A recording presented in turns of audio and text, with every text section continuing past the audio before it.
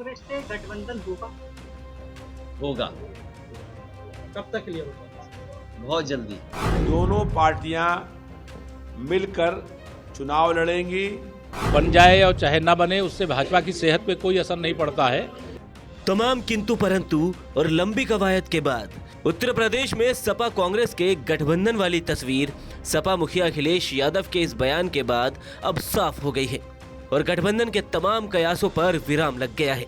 अखिलेश यादव ने कह दिया है कि अंत भला तो सब भला। कांग्रेस से गठबंधन होगा। होगा। कब तक क्लियर होगा? बहुत जल्दी। गठबंधन के इस बंधन में सपा ने कांग्रेस को 17 सीटों का ऑफर दिया, जिनमें रायबरेली, अमेठी, कानपुर, फतेहपुर सीकरी, बांसगांव, सहारनपुर, प्रयागराज, महाराजगंज, वाराणसी, अमरोहा, झांसी, बुलंदशहर, गाजियाबाद, मथुरा, सीतापुर, बाराबंकी, देवरिया सीट शामिल है। हालांकि श्रावस्ती सीट पर मामला अभी अटका हुआ है।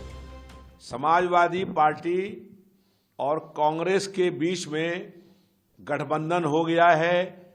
दोनों पार्टियां मिलकर चुनाव लड़ेंगी। इससे इंडिया मोर्चा और अधिक मजबूत होगा और 2024 में इंडिया की सरकार बनेगी।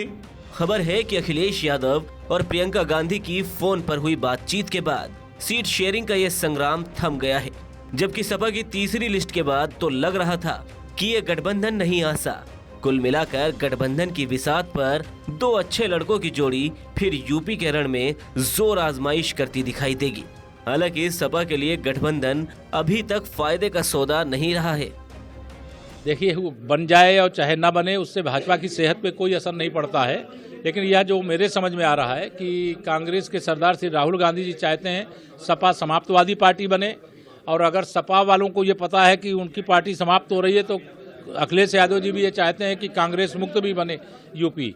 तो दोनों एक दूसरे की मदद करने की सामर्थ्य नहीं रखते। दोनों दलों को मालूम है कि उनके प्रत्याशियों को इस बार जमानत बचाना मुश्किल हो जाएगा।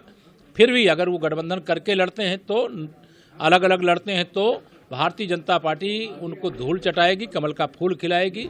यूपी के सियासी गलियारे से सपाई खेमे की भी एक खबर ने तस्वीर और तासीर बदली है, क्योंकि बदले हुए घटनाक्रम में बदायूं सीट से धर्मेंद्र यादव का टिकट काटकर शिवपाल यादव को उम्मीदवार बनाया गया है।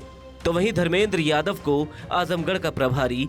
इस बदलाव पर भी सियासी गलियारों में सवालों का सैलाब है कि अचानक से ये बदलाव क्यों। पार्टी का आदेश स्वीकार है और चुनाव लड़ करके भाजपा को हराएंगे। बहरहाल एक लंबी मुहिम के बाद यूपी में इंडिया गठबंधन उस मुकाम पर पहुंच गया है जिसकी जद्दोजहद हो रही थी।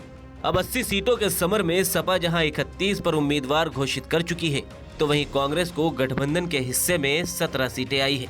वहीं सपा कांग्रेस के गठबंधन पर सवाल यही है कि अब तो नहीं बाकी है कोई क्लेश। सवाल ये भी है कि इसमें किसका है बड़ा इम्तिहान।